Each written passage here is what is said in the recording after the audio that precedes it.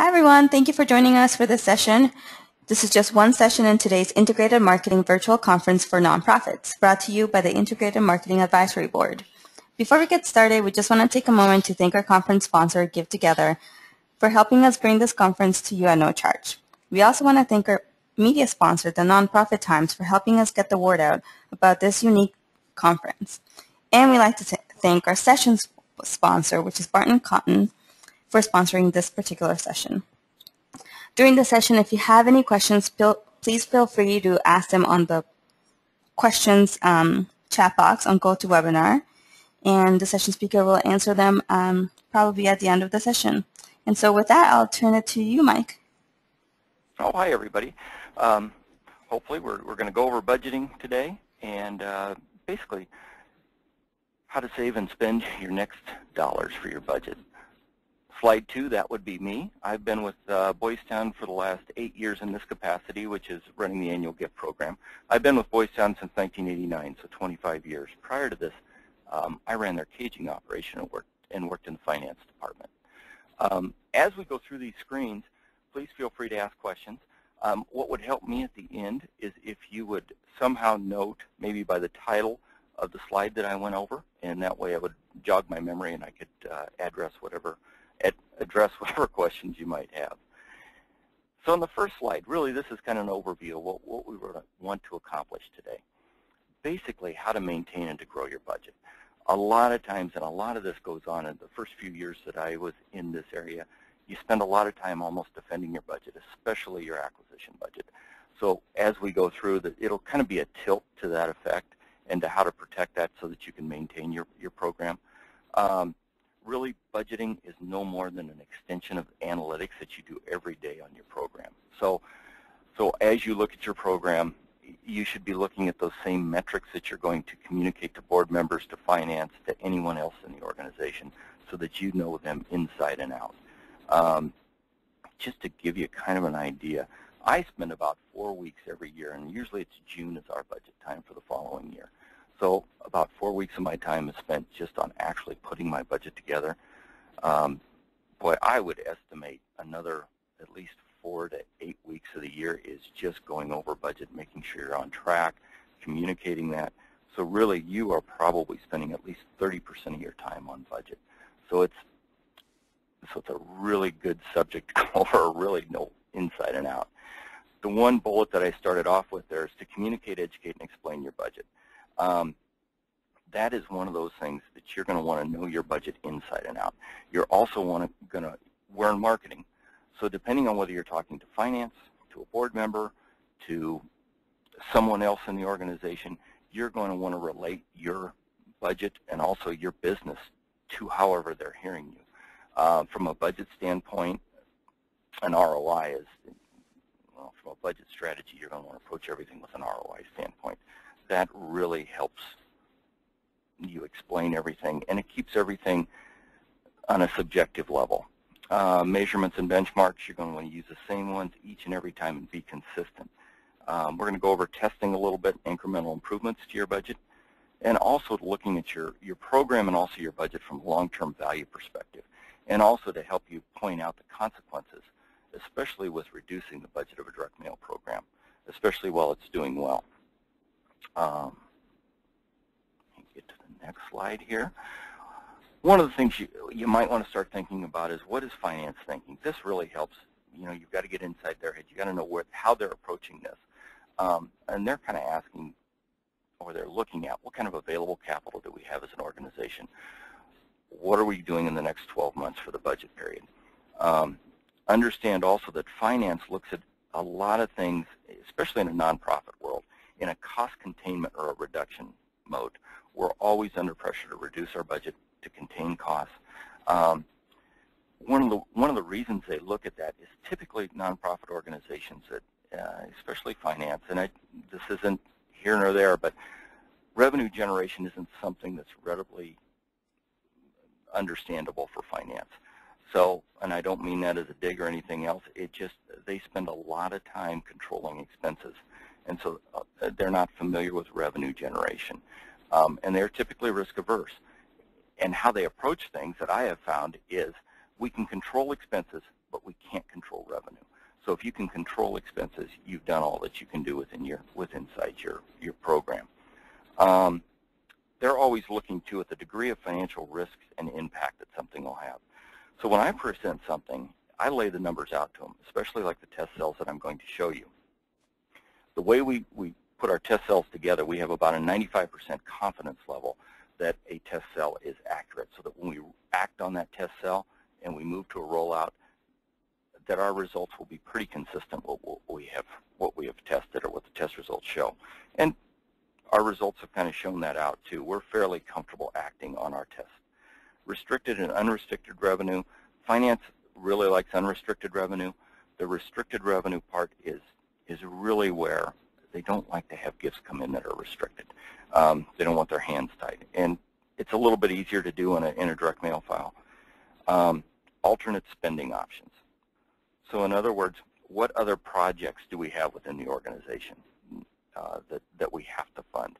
And also, even within the development, what other competing demands are there for funds within development?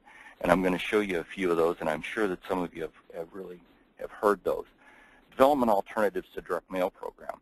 We've always heard the internet or the web. You know, you've got the emails, the banner ads. These things are competing for direct mail dollars. Telemarketing. We typically, I don't have a lot of data on that. We typically don't do a lot of telemarketing within on our file. We kind of have a bias against it. TV, we have done TV in the past. We've done a pledge program probably in the late 90s, early 2000s. We've also tried some TV advertising this year. The one thing that you want to do as you present things is by establishing an ROI for the direct mail program, what you're doing is you're establishing a benchmark for everything else that competes for your money.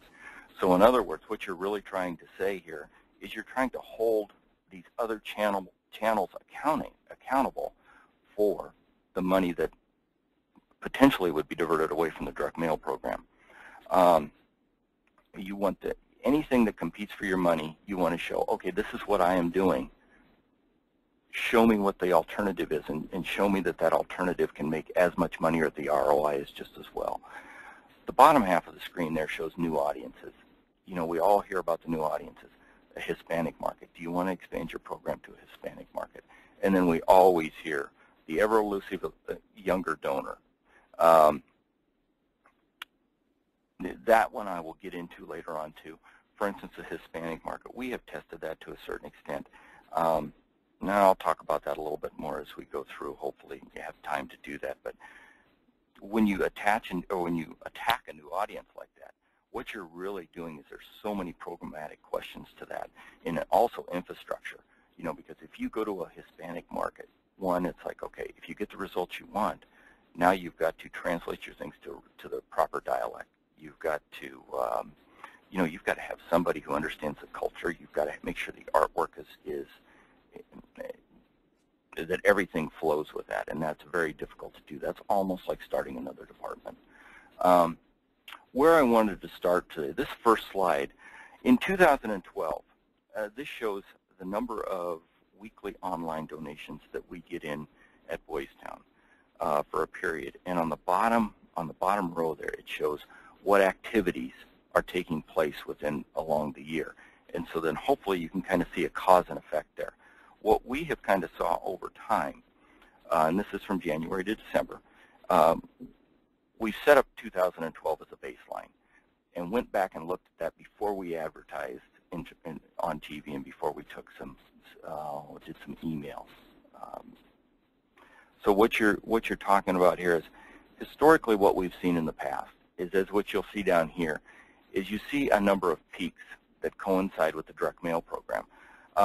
That historically has been true, to where you see those like right here. Oftentimes, even though you have a mailing here, sometimes if it gets in the mail a little bit early, what you'll see is the peaks. How we can generally tell if a direct mail program is getting into the homes is we see a spike in our online giving. Then what you want to, and then also what we're doing is email campaigns to those emails that we have harvested from our direct mail file.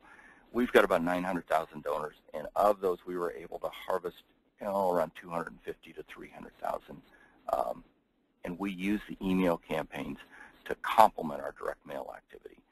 So we use them as a subtle reminder, and they also complement both in message and in content message, but also in artwork. Then what we did in 2013 is we added 500,000. We went out and got 500,000 new email addresses. Kind of interesting thing about that is we bounced them up against our existing email addresses. And about a 2%, there were about 2% or about 10,000 people in that 500,000 group that were also on our file. The target audience for the email and the TV advertising was women from 20 to 50. So we were looking at targeting a younger demographic. The email campaigns obviously went to folks that were not on our donor file. And our TV ads ran in HGTV and DIY. We also have done some banner ads in this time too. And what this shows right now is as you can see, the first attempt at TV advertising, if you would lay these on top of one another, they look remarkably similar. You see the spike as you did in the 2012 one. That's what we've seen across 2012 is one of those years that was complete by the time I put this together. So you see that dramatic spike at the end of the year. 2013, the end of the year, was doing the same thing. The ads really didn't have any impact. Neither have the email campaigns that as you can see from down below here.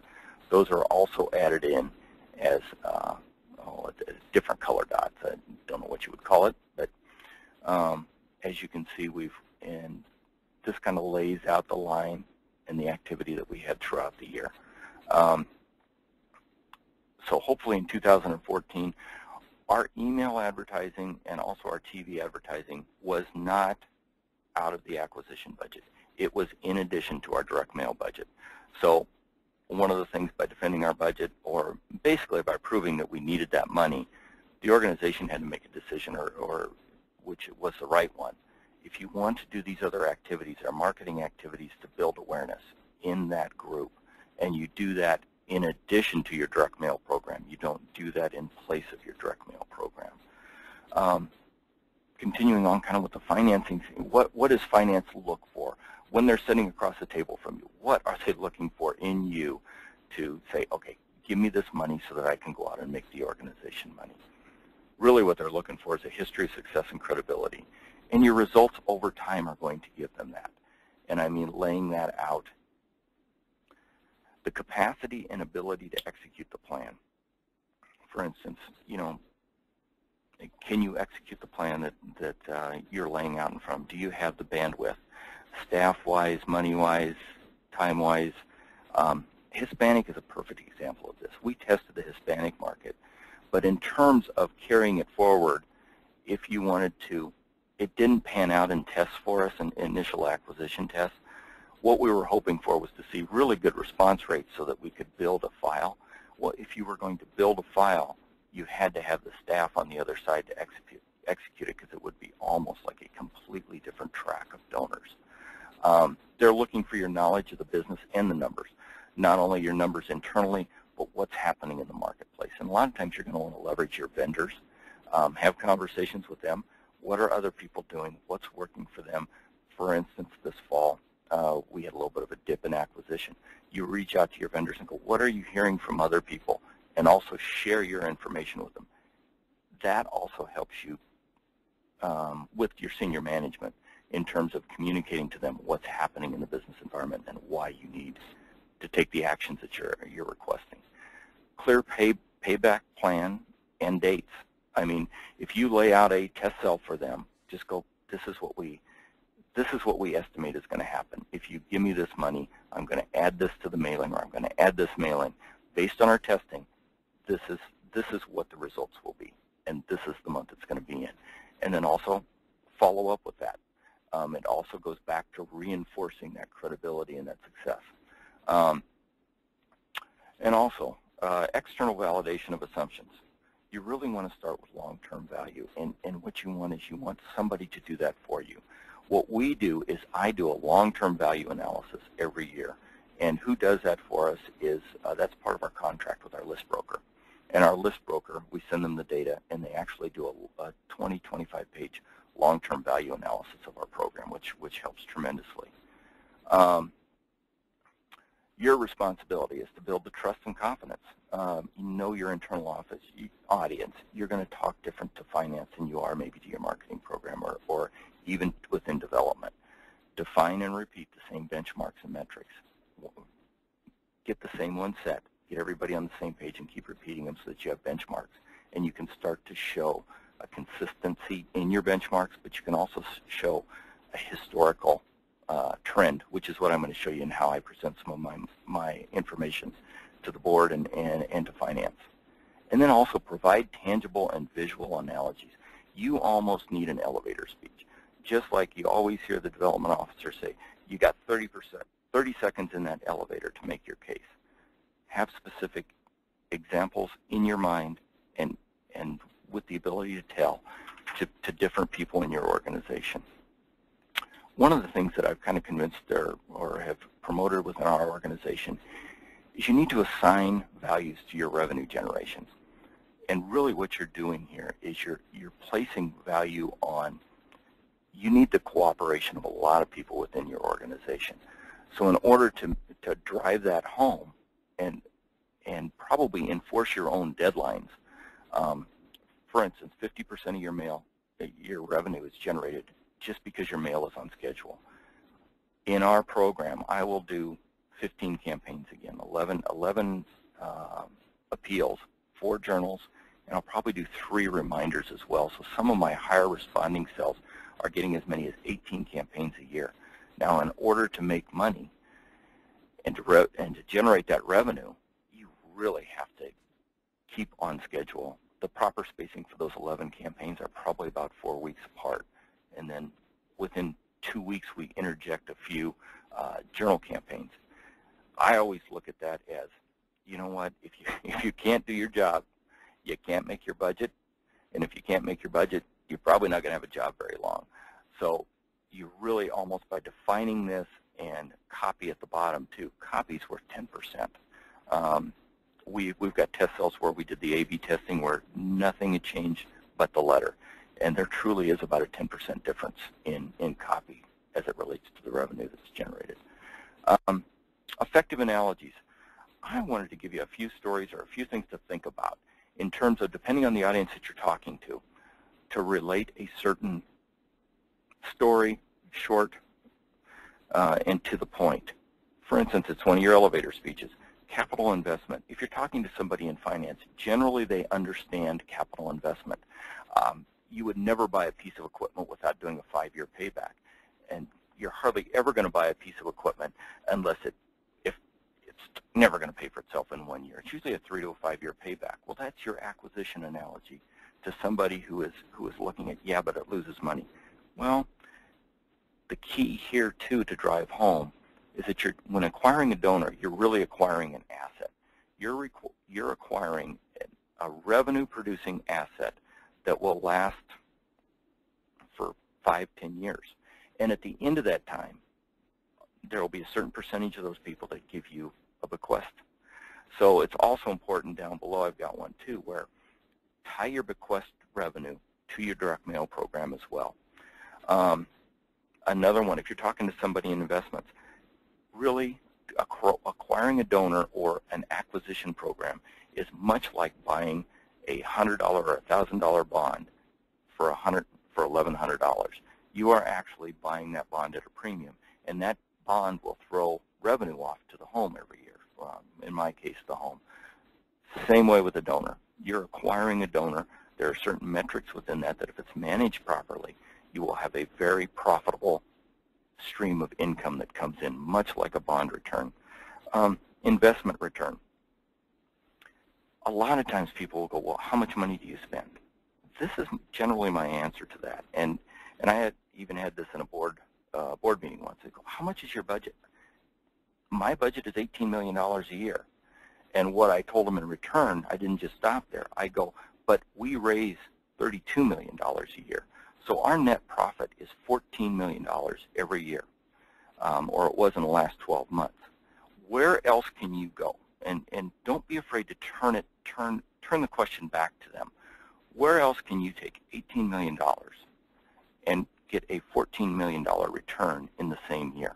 I mean, you can't do that by investing in the stock market. You can't do that by buying a bond.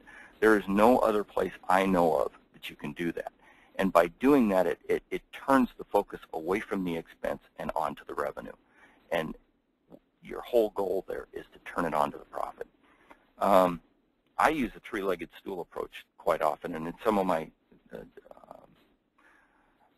future slides, you'll kind of see that, to where you look at, everybody knows a retirement income stream. Ideally, you're supposed to have Social Security, you're supposed to have your savings, and you're supposed to have your pension. Well, ideally for a direct mail program, you have three streams of revenue. You have acquisition, you have lapsed donors, and you have renewal. They all have different metrics internally. They all have different characteristics. You treat them differently. You manage them differently. The one thing you want to get them thinking of acquisition, lapse, and renewal as three different revenue streams with different metrics. They're managed differently, but they're reliant on one another, or they make up the direct mail program. The other one is the bequest revenue. I showed an example one time of a $5. I put a $5 donor up. A true story. He had went lapsed for 4 years.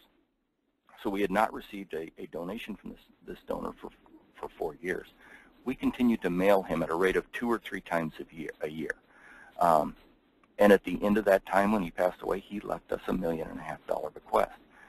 That is the key to getting them to think outside the box as well, in terms of, because oftentimes they'll look at a bequest program and they'll go, well, cost to raise $1 there is like 5 cents. But it's not a standalone program.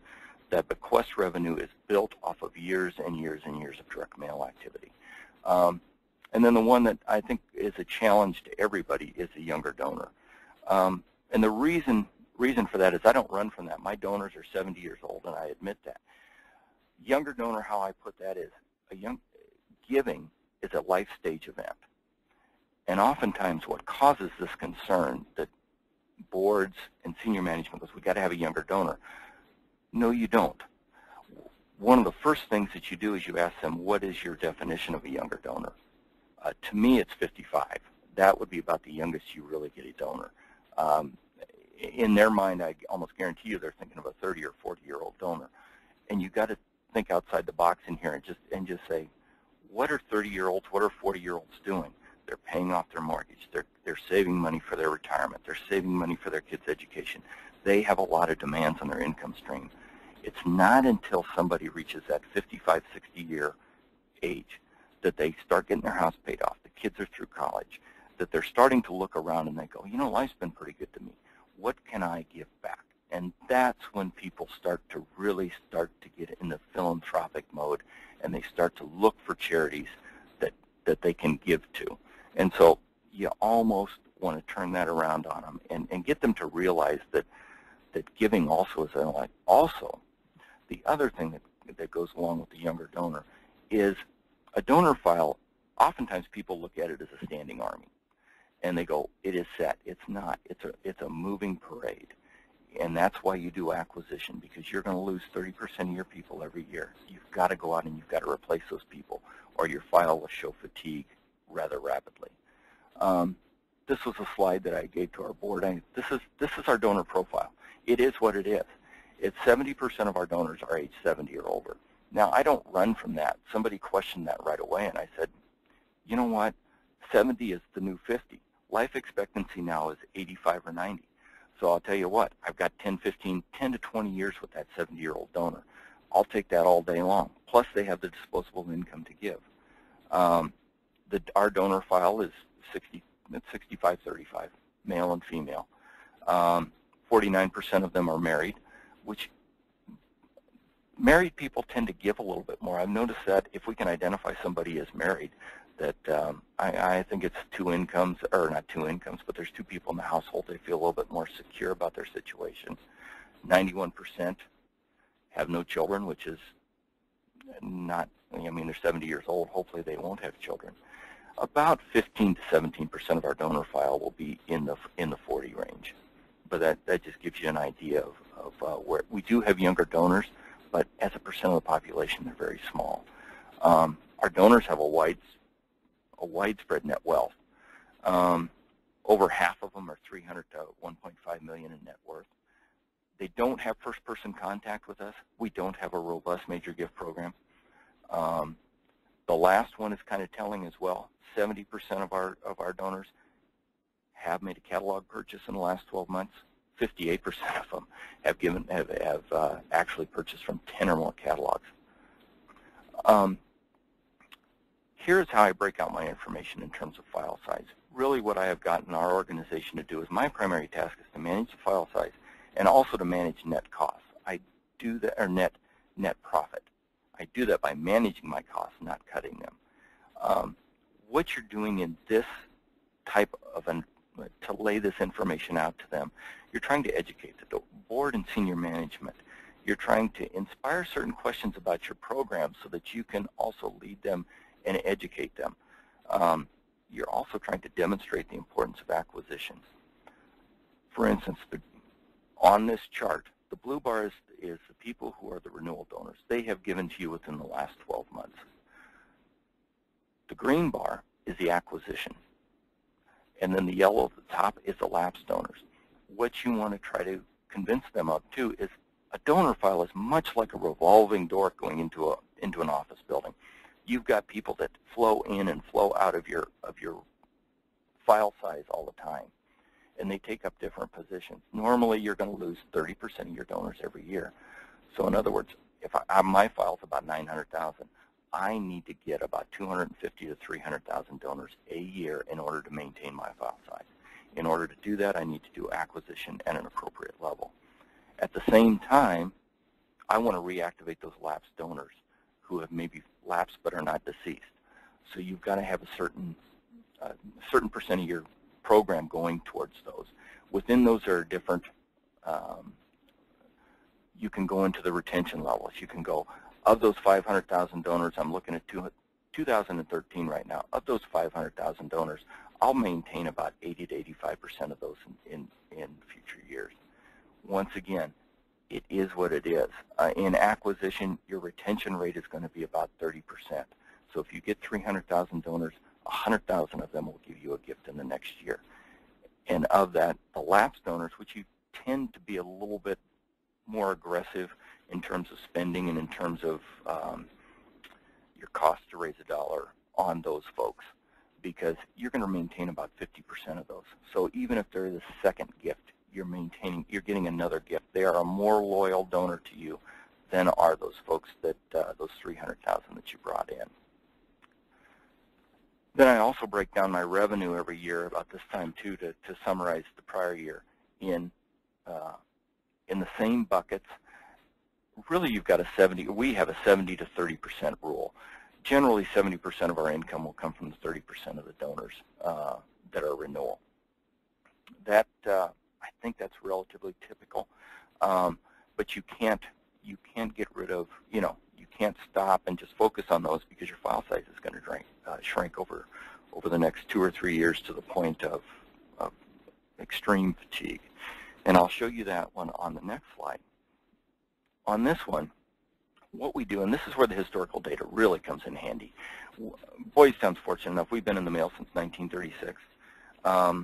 We went through several of these cycles, and that's why it's so important to educate. What you're seeing here is back in 2001, we had a donor file that was about a little over 700,000 donors. What we had done in those prior years is we had done some acquisition efforts that really did not work. So what the organization did was they cut acquisition. And what happens in the first year of an acquisition cut? Really, everybody's dancing on tables and popping champagne corks because acquisition initially loses money.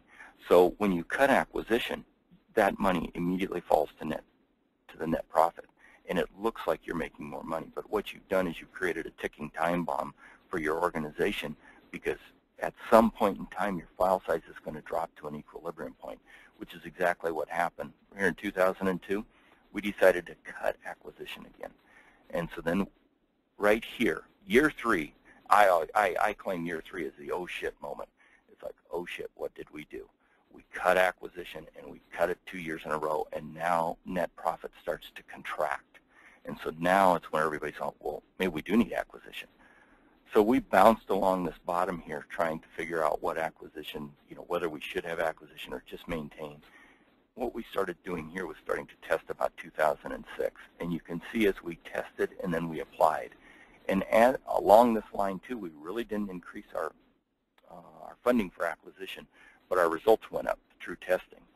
And up here, what you'll notice a slice between 2010 and 2011. We went into this dip in terms of file size.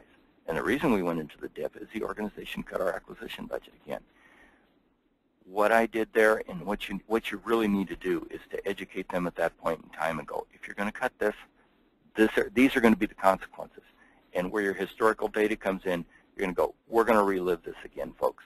We're going to relive this. And at first they may not believe you, which they didn't believe me here at first, so they cut it. Well, the minute we had that dip, I started to, donor files fallen, not as dramatically right now, but you guys just wait, it's coming back over here. Point that out to them, and that helps to defend your acquisition budget as well. The other one was the chart level. This actually puts it in place to them, especially in finance and numbers. It looks complicated, but it's a projection of revenue based on gaining donors. What you've got out here is the year in 2011 through 2018. And what you do is you take your internal metrics and you apply it to something like this. So for instance, in 2011, we did a little over 12.5 prospects, 12.5 million prospects. Of that, in our mailing expense, cost us about $9 million. Our initial response rate is 2.06%. So we obtained roughly a little over 260,000 donors. I also calculated, because we exchange and rent our list, I put a monetary value on that, because that is factor too. Those donors are worth something to us in terms of list rental income or expense reduction in terms of exchanging your names with other vendors. We had a total revenue of $6.5 million. We spent $9 million to get that $6.5 million. Doesn't look like a really good investment at first. But what you're doing is you're acquiring donors. You're acquiring 260,000 people. So in that year, we lost $2.4 million. And our cumulative net, which is in this column, is also 2.4. So how you bring that down then is you take these 260,000 donors into the second year. You're starting off with 260. Our internal retention for that year was 33%. So at the end of that year, we had 85,000 donors left.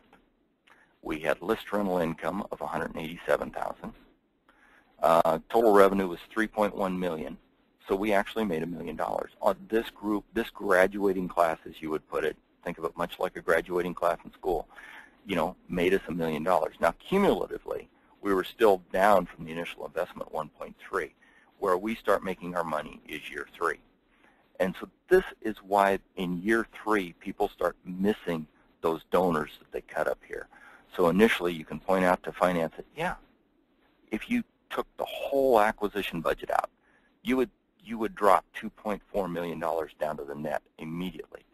But in year 3, you're going to start missing it, because those donors' cumulative net is $3 million for 2013. And if you don't have that money, and this does shrink, because you're going to lose donors each and every year. If you notice, this pool drops. Roughly after 5 years, you're going to have 15 to 17% of the initial donors. Those numbers they're the internal metrics, and it's a very predictable revenue stream with predictable results if you manage your program right.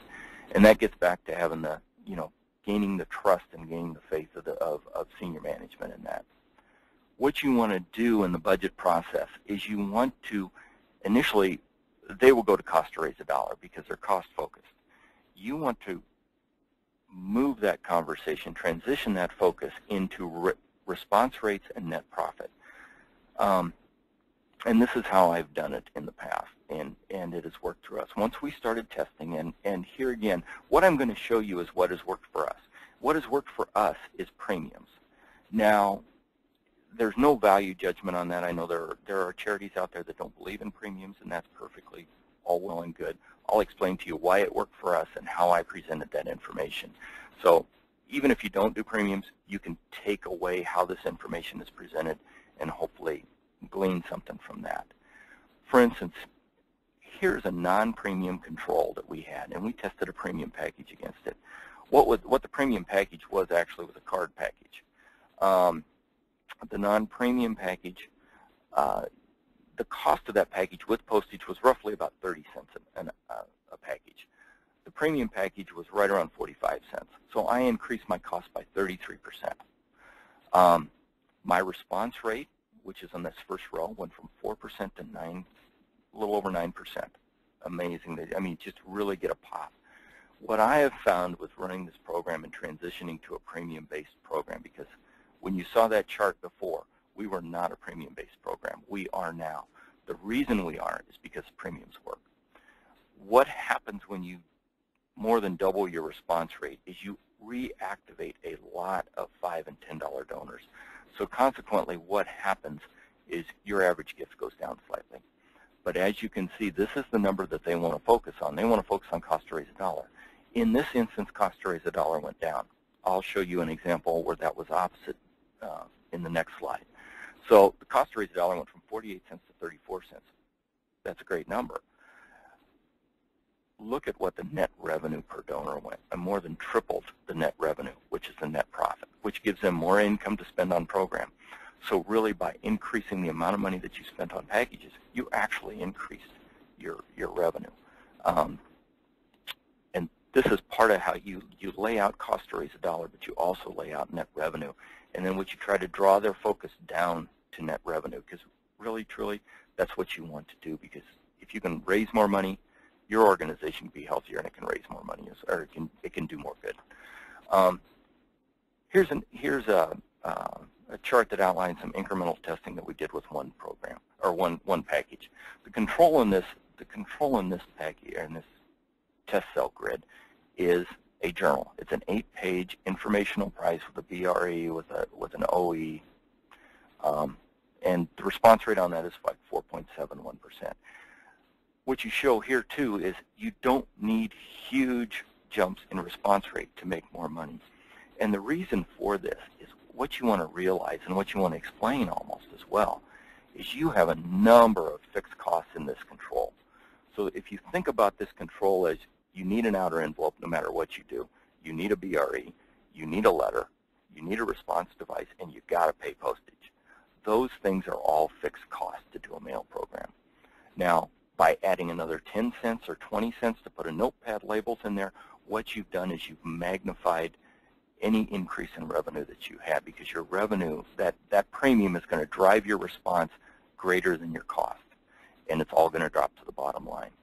So for instance, in this one, this is the example that I was going to show you in the slide previous. What we did with this journal is we put a notepad in it. The response rate went up 4.71 to 5.12. The average gift actually increased in this instance.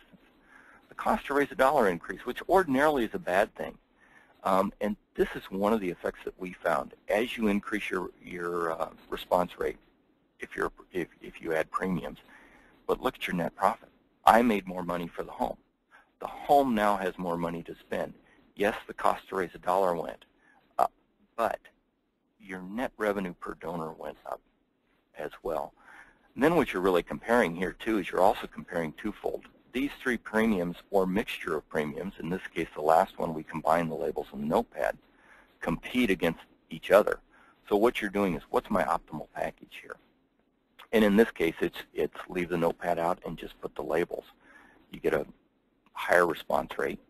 You get a higher average gift. Your cost to raise $1 actually goes down, and your net revenue per dollar is higher than any of the other packages. So it also gives you kind of an idea of what some of these elements are worth. In this instance, the notepad added 5 to 7 cents to the package. For us, the labels added 4 cents. The volume I'm talking about here is probably about a $500,000 or a 500,000 piece mailing. What I want to talk about a little bit here too is, and what was on the agenda was list management for acquisition. You want to leverage your vendors. Our list broker also offered, as part of our negotiation for the list management system, they do a third-party long-term value analysis for us. That adds validation for me, for senior management. Yes, somebody outside the organization has looked at our program, and based on their expertise and what they're seeing in the marketplace, and that's on the next slide. Our typical list buy will consist of 80 to 110 names. Of that, we will do about 20 lists as test lists. There's kind of our breakdown too of how our acquisition list names come from. About 55 to 65% of them come from exchanges. You know, you've got 20 to 30% that come rental, and almost all of our names come off of other charity lists. We typically will test them, and we have some in the mix, but typically the names that work best for us are other names from charities. Each list is then rated afterwards. After 60%, we break it out. 60% of the weight, it's a weighted ROI. So initially, you look at a list that you're testing in that, you know, you will either increase your allotment of names for that list, and then subsequently about 40% of the weight is given to performance for like retention, year 2. How do those names that you acquired off of that list perform in year 2, 3, and 4? This is an example of one of the pages of the long-term value analysis that our list broker provides for us, and they go back so that everybody can see a history. Average first-year gift. What you're going to want to be prepared to do, because people will pick up on certain things, and you will get questions off of these, and questions that you need to just really be able to answer almost immediately. Average gift for the second year, the percent changed between the average gift, and then the average number of gifts. Where we really started, and what you see in here is in 2000 or 2007. It also goes hand in hand with that chart. So your information is consistent. It matches the other things that you're showing, which it should. It is, you know, the information is what it is. Here in 2006, 2007, if they ask why the gift went up, well, that's because we started to pinpoint dollar amounts to specific things that the donors could attribute to in their mind. Shelters are really good at this. Food kitchens, where it's $2 a meal, or a meal is $1.92. So for $20, you're going to buy X number of meals. We started to do things like that too, and we saw a dramatic increase in our average gift. What also seemed to pick up, especially here, we actually, between 2010 and 2011, the number of gifts per donor went from 1.68 to 1.8. That is because of the premiums. We actually added more premiums, and it increases response rate.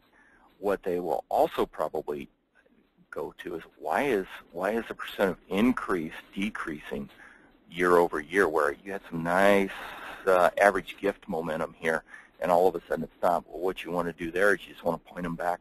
We're doing a better job of getting an initial gift, and subsequently that initial gift kind of stays where it's at. And that has been true for us as we've gone forward. That's what we have found as we have increased the gift initially. What I'm going to show you here lastly is what I kind of go through from a budget process in order to set my quantities.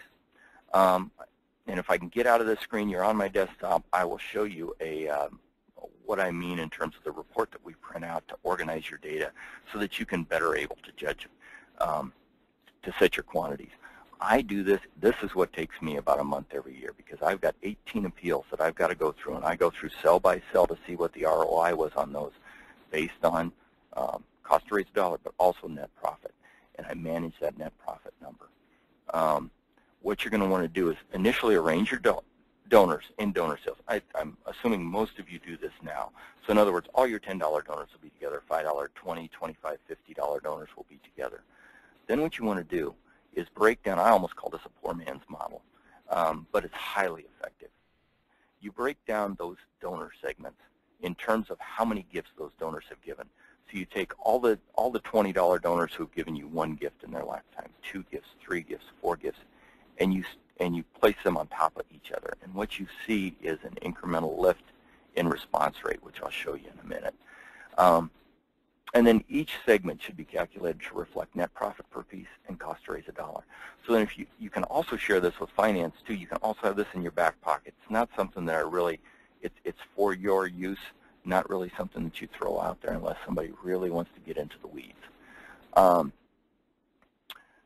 Then you review each donor segment based on that ROI with alternatives in mind. So what you do is you're going to look at that. And for me, my internal acquisition costs, or my net loss in an acquisition, is running right now around 19 cents. So I'm losing about 19 cents for every acquisition piece. And my cost to raise a dollar is sitting at $1.42. So what you're going to do is you're going to look at each one of these segments. So for instance, this is especially true with lapsed donors in regards to acquisition. What you're going to do is review each and every lapsed donor cell. And once that lapsed donor cell starts to march above $1.42 from a cost to raise a dollar standpoint, I go, I can better use that money over an acquisition. So I'm going to reallocate that money. And what you're also building here in these discussions is what I've got my organization to do, and what they bought off on, and which is the right way to run a program, is I look at my budget as a pile of money put on the table. It's not into cubby holes of lapsed, acquisition, and renewal. What I do is I analyze the data, and I move that money to where it's going to make the organization the most money going forward. The next slide compares 12-month donors, $20 donors, and then 48-month lapsed donors that have given $20 in the past, and by the number of gifts. And then hopefully when I go out of this, I can show you the report that we put together for this. So for instance, here's your current donors. Here's your 4-year donors, 4-year lapsed donors, and these are $20. This is a $20 segment. What you see, and this is fairly typical whether you're looking at a $5 sale, $50 sale, or anything in between. And my little pointer keeps wanting to hide here. For instance, one-time donors, 0 to 12, they are giving at a rate of 3%. The 2 people who've given 2 gifts are 5.48. And then these are the corresponding net profit per piece and cost to raise a dollar. And as you can see, these folks here, as they step up, as they give you more and more gifts, they are more and more committed to your organization. That's where these long-term donors, of the file that we have, which is about 900,000, you've got about 300,000 donors that are the really hardcore supporters of your organization that will give you a tremendous, they're the ones that give you the 70%. But you've also got to stay in touch with all these people up here as long as possible, as long as the data tells you to, because that's how you got these donors, was by trying to reconnect with these 1, 2, 3-time donors and drop them into higher and higher gift, more responsive categories. Over here, the 4-time lapse, as you can see, the rates are considerably less. But as you can see, even with a 4-year lapse donor, if they've given me 3 gifts, they're still profitable. And that's more profitable than an acquisition piece. Not only that, but what you've got to factor into this too is realize that a lapse donor is going to have a retention rate of 50%, where a new donor is going to have a retention rate of around 30%. So consequently, you're going to want to be a little bit more aggressive with this $1.42. You might go to $1.50, you might go to $1.75. Typically, I'd probably cut this cell out for year 5. But that just gives you an idea. And then you go through those and you set the mail quantity for the following year based on your cells. Takeaways, hopefully I can get back to this. I'm going to crash out of this and go see if I can hit escape. Yep. And I am going to show you a campaign summary. This is the report that I look at, that I go through my budget process. And this comes from our data. This is a Christmas campaign from 2012. This campaign in particular is a number 10. It is just a seal campaign, very, very light premium. Costs you about 2 to 4 cents, depending on your volumes to put it in. For instance, let's look at the $10 cells, and I'll walk you through these. what you're doing here with our metrics in mind. Let's say it's $1.50. I'm going to look at these test cells with the cost to raise $1, $1.50, or 19 cents. A $10 cell, person that's given one gift, responds, here's your response rates again, 2.59, 4.4 for 2-time givers, 3-time givers. It steps up each and every time. And down here where you get these 6+ people who've given you 6 or more gifts are responding at 20%. I mean, that's where the gravy is. But in order to get there, you've got to keep in touch with these people. Then the report is laid out so that I can look at, these are the 1-year lapsed. So for instance, 1 year lapsed here, 1-time givers, they're at $1.31. Because they're going to retain at 50%, they're still worth prospecting, or they're still worth, your opportunity cost is better to go after a 10-year lapsed donor that's given you one gift than it is to go out and put your money in acquisition. So that's how I look at that. That's pretty much the performance of the 10-year. Your 20-year or your $20 are, much better. As you can see, your ROI steps up as well. Your net profit steps up as well, depending on the number of gifts. This is why this is such a nice tool to have. Then if you look at your 2-year donors, now you're hitting, the 1-time givers are at $1.50, and they're losing 10 cents. So depending on what metric you want to focus on, you would either cut this cell out or not. One of the ways to do that is you also want to think you're going 12 months out. So these 2-year lapsed donors are going to be 3-year lapsed donors next year. So one of the ways to do it is go out to your 3-year lapse and look, okay, obviously, when you take that into consideration, I'm not mailing the one-time $10 donors that are 3-year lapse. Also the $5 donors, we've taken the 1 and 2-time givers out of the equation at this point in time. And based on this, you're probably going to cut these back as well. And then what you have to do is just go out through and highlight these and set your quantity for the future years. One other thing that I'll tell you that we do is, and a number of you probably have this too, is I do a production grid. I'll make sure I'm close on time. I'm close to going over, so I don't know if I'll have time for questions, but I'll go to them real quick. This is my production grid, which I will go out to, and once I set these volumes, I also put in here what my 2013 quantity was, but also what my 2014 quantity was based on what I anticipate, based on the results from the prior year. So I increased this mailing by a couple 100,000. Then as we get, this is kind of what we pass around the organization to use. You've got a kickoff meeting, and what you do here is, when do you need to get it out the door? You work back from this date. So for instance, this February campaign, we want that in home on 1/27. So you've got to drop it on January 20th. You've got to have it inserted. You've got to have the print delivery by a certain case. You've got to have the information to the printer. You've got a final proof, and then you've got a whole nother, a number of you guys probably already do this, but this is where this number comes from, is all the grunt work that takes place basically in that budget process. So your key takeaways. Really, you're going to let results drive your decisions. You're going to target your message to your audience. And by audience, I'm not talking about donors. I'm talking about your internal audience, whether you're talking to finance, whether you're talking to HR, whether you're talking to marketing, or whether you're talking to a board. You want to present everything in a consistent format. You want to stick with the same measurements. And over time, you want to build historical data to make your case. And it helps you going forward, because generally they will, we revisit these things every 5 to 10 years, especially cutting acquisitions.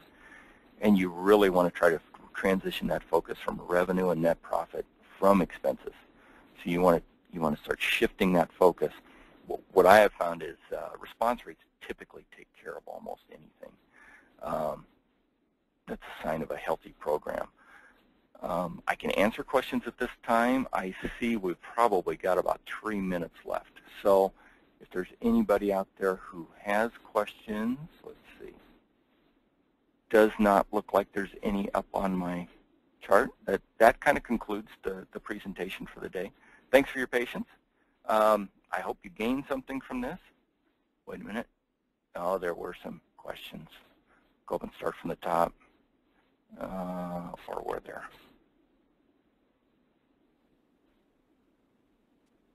Nope, sorry for the dead air, folks. That kind of concludes our presentation. Thanks for hanging with me. Hope you gained something from it, and best of luck. Thanks. Bye. Thanks for joining, everybody. We reached the end of the session. If you're going to be joining us for the next sessions, please remember you need to log out of this GoToWebinar and log back in with your next participation code. If you didn't register yet, but you want to, go to imapgroup.net virtual conference, and you'll be able to join us for the remaining 2 sessions of the day. And just as a reminder, we'll be sending out a follow-up email with all of the materials that you have seen and anything that you may have missed.